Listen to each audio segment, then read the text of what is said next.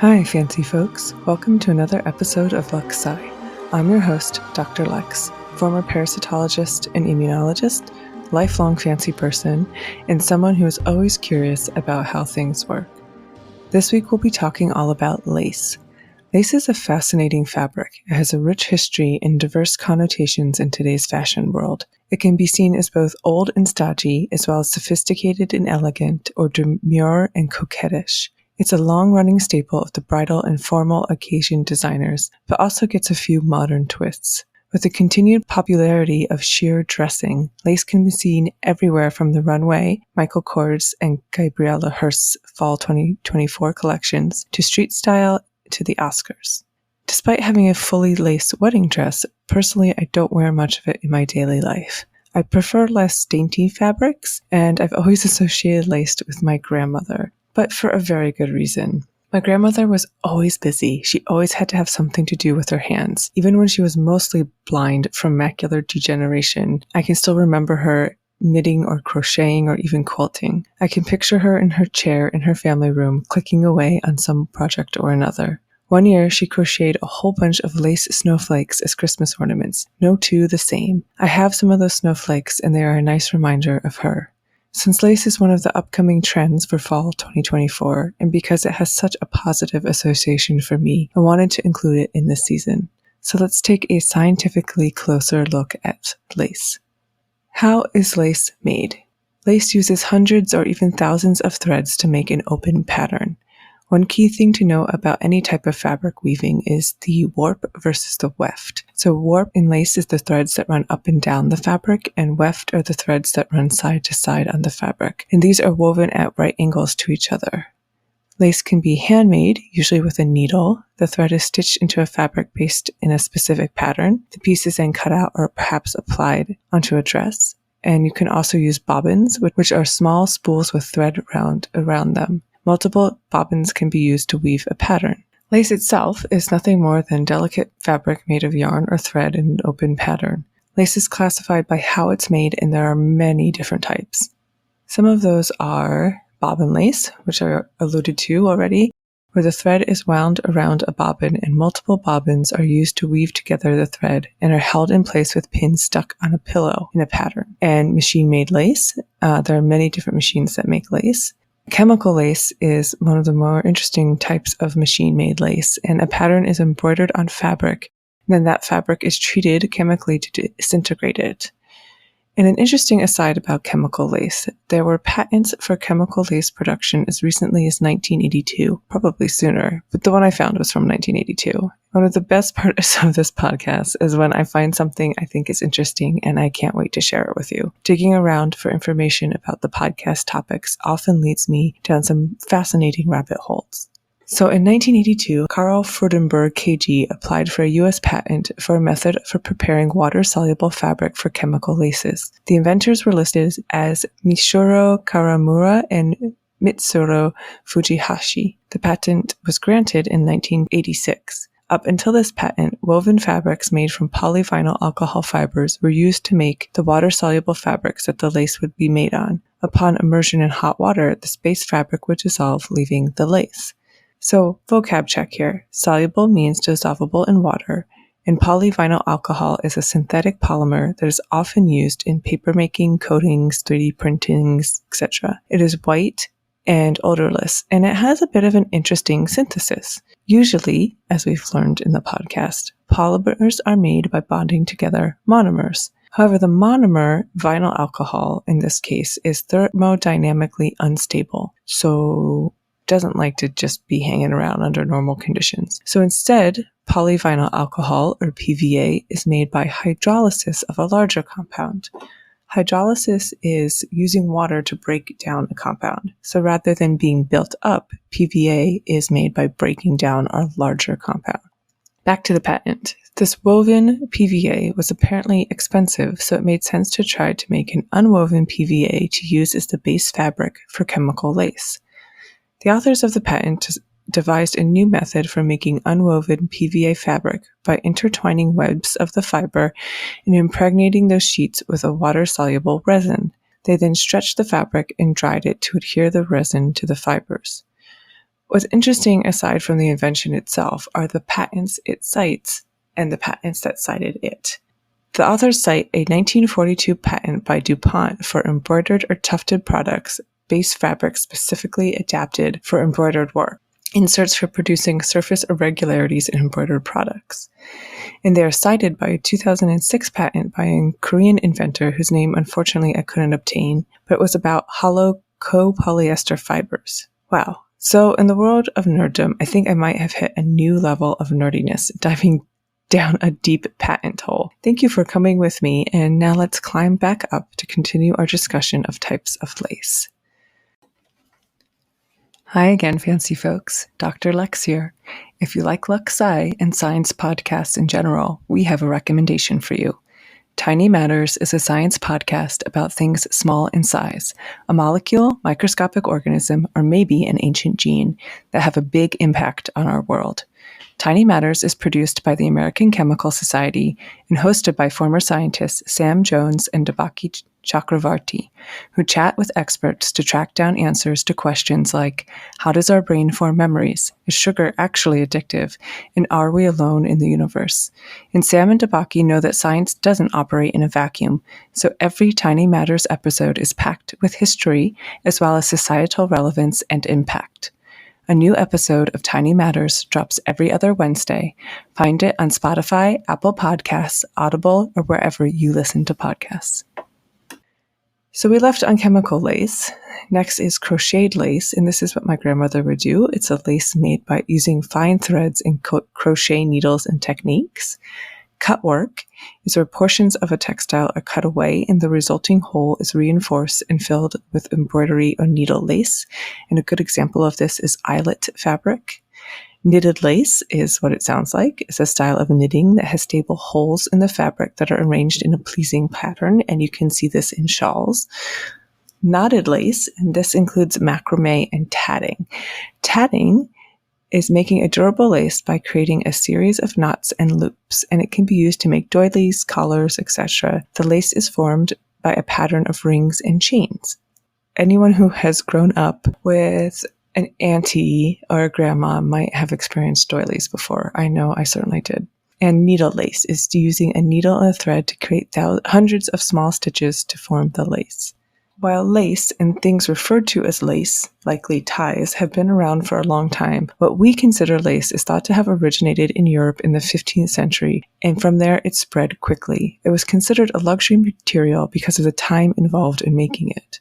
Bobbin and needle lace were both made in Italy early in the 1400s, and lace was found in an inventory of the Duchess of Milan from 1493. By the 1600s, high-quality lace was being made in most European cities, including in Flanders, Spain, France, and England. Lace became increasingly delicate over the centuries, with French needle laces and Flemish bobbin laces being especially popular. The first lace machine was made towards the end of the 1700s, but it took another decade or so until a man named John Heathcote was able to produce a wide fabric that didn't fray or unravel when cut.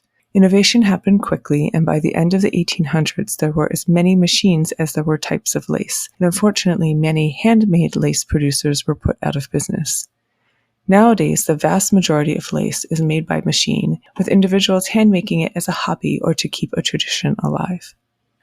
I have to start the science portion of the podcast with this amazing opinion piece that I found from the journal Nature from 1947. It's about a technical report from the Board of Trade Working Party on the Lace Industry in the UK. In the report, the authors bemoan the lack of scientific research supported by the lace industry and call for increased scientific inquiry. And one of the things that they would like increased scientific inquiry to is, and I quote, investigations into a satisfactory substitute for graphite, the use of which as a lubricant for lace machines has given the machine-holding sections the character of a dirty trade, end quote. Graphite is a mineral that is made up of carbon atoms stacked into sheets and with a hexagonal crystal structure. It's very soft and relatively non-reactive and has high electrical and thermal conductivity. It's made when high temperatures and pressure compress carbon in igneous and metamorphic rocks, or can be created synthetically. Key to its role as a lubricant, when it breaks into thin, flexible flakes that easily slide over one another, which creates a greasy feeling. And this makes it good for what's called a dry lubricant. But the authors of this opinion piece go on. They say it is questionable whether inquiries into the use and handling of different yarns have in general been prosecuted with sufficient system to yield their full potential. In other words, was the research into yarns, cotton at this point, that had been done by the industry robust enough to yield any meaningful or helpful conclusions? The authors saw 4 barriers to the development of research in the industry as a whole. As in the cotton industry, there was lack of contact and alignment between those making the machines and those using the machines. There are few to no scientifically trained personnel in the higher ranks of the industry, and non-cooperation between firms or companies has prevented a united approach to technical and other mutual improvements. And many of those who are operating the machines, companies, not the individual operators, are fine as long as the machines are doing what they're supposed to do and people aren't complaining. Sounds familiar, doesn't it? I think you could probably levy the same complaints against a lot of industry or research efforts even today. The author's solution was to impose a levy or a financial payment on the members of the group to fund both scientific research and also economic and market research. And this opinion piece seems to be in defense of that levy. I thought this was so interesting, both because it highlights how little has changed in industry and funding of scientific research, but it also gives a glimpse into some of the issues around lace production at that time. Now, there wasn't a whole lot of science about lace specifically. We'll get into its component parts in our episode on denim when we talk about cotton.